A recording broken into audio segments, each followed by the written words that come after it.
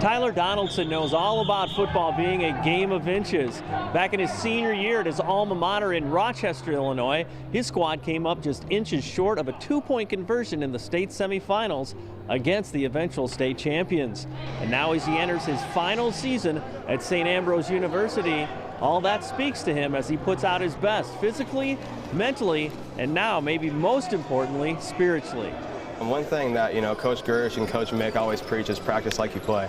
I mean, like you said, there's no shortcuts. I mean, if you want to be a great football player, you got to practice like you're playing in every game, a big game. And, you always got to push yourself every practice, in the weight room. You always got to push yourself, and, there's no shortcuts. Well, you've been through games that could go either way, too, like we talked about earlier in high school and in college, too. Talk about that part, how close every team can be, that maybe it is that little extra effort that comes in July, not necessarily November. Oh, yeah, especially, Coach Mick, he always pushes us in the weight room. He always says that, you got to be the one that's not tired in the fourth quarter. The running back may be tired on the opposite team, and we're going to be the ones that aren't tired. We're going to be the ones that are pushing ourselves in the fourth quarter in those close games, goal line situations and stuff like that. We always are the ones that aren't tired and the other team should be. How different would your college experience have been if you decided just to go to college and not play football too? Oh, it would be totally different. I don't think I would have liked it at all. It's definitely difficult, going to classes and being an athlete and having practices and trying to schedule your classes around football and everything and weight room. And but I think I've made the right choice of playing football. Donaldson has been a loyal participant in the Team FCA Bible study here on the football squad. And he's also been very willing to allow the transformational power of Jesus Christ to change his life. Coach Trout has helped me tremendously.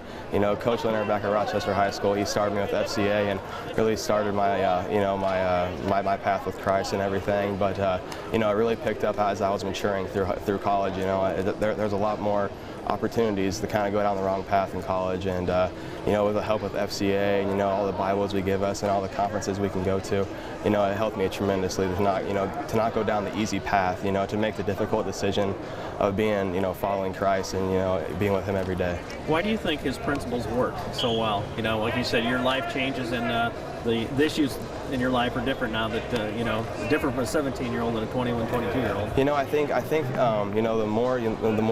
older you get, the more you can understand the Bible.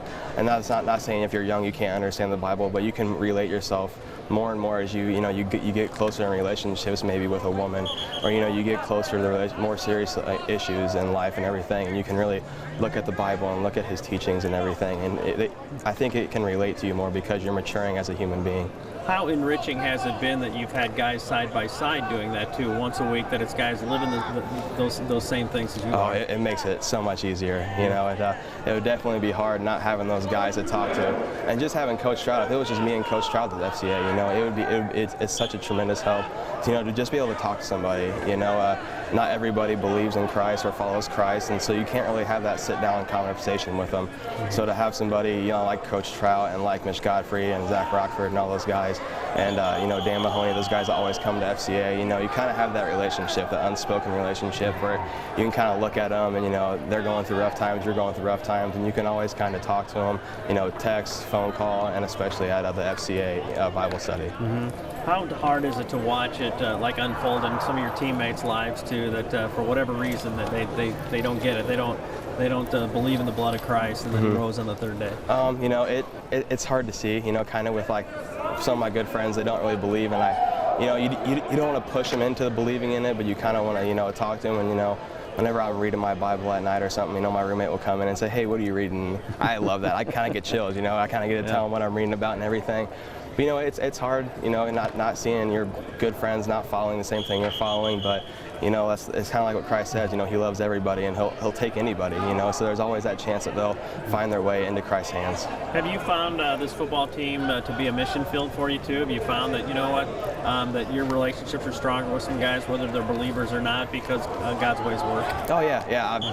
I've made so many friends, every day I walk into practice or in the weight room or, at meetings, I'm always, hi high-fiving guys, smiling. You know, one thing that I think this team is very special is we're a family.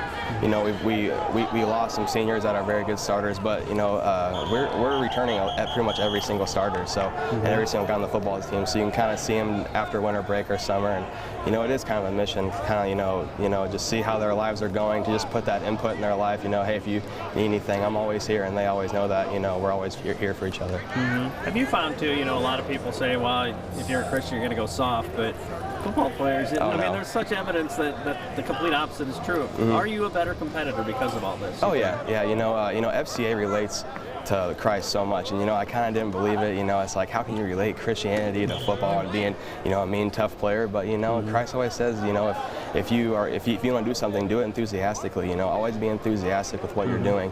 So you know, whenever I come out on the football field or in the weight room, I'm always pushing myself to be not necessarily a dirty player, but be enthusiastic. You know, always be talking to people, always be encouraging people, always giving people, you know, positive criticism, and you know, always pushing myself in every single rep in the weight room, every single test in school or in the meetings, writing down notes. I'm always pushing myself. Do you view the opponent differently too? I mean, is there the balance of respect and I want to defeat you in a game? Yeah, you know? I mean, it's competition. You know, there can be dirty competition. But, you know, I try and stray away from that. You know, it's kind of hard being a linebacker and kind of not, you know, being meaner and aggressive. But you know, there's always fair competition. But you know, you always want to beat, you know, the players in front of you. Well, in one sense, he's one of the guys. In another sense, he does have some leadership responsibilities and takes a leadership role, but there's quite a few guys in that position, and you know, I still think of ourselves as a young football team with a lot of guys coming back. So you know, leadership is kind of spread around, but Tyler's definitely somebody that, you know, we lean on and his teammates lean on. He's a guy that's you know, that is really firm in his faith in Christ, and that's what the school wants. That they want that to grow.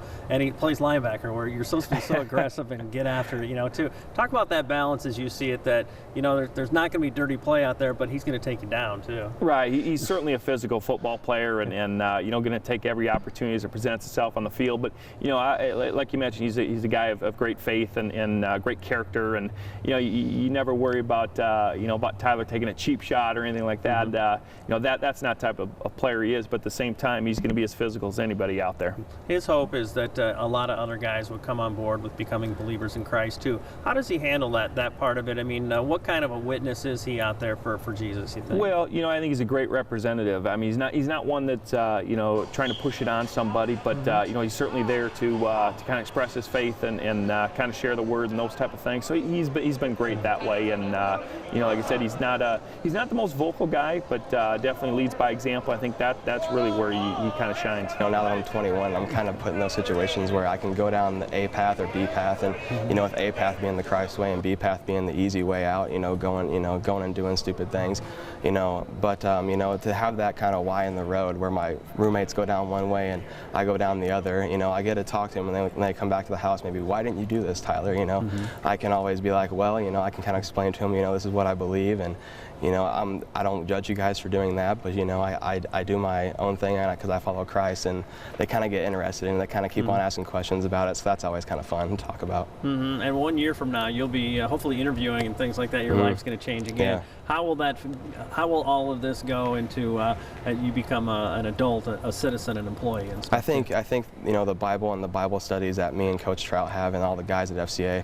That's one thing we always talk about. We always talk about, you know, what's life going to be like after football? How can you relate the Bible and Christ's message into the workplace, into being a dad, you know, into being a good father?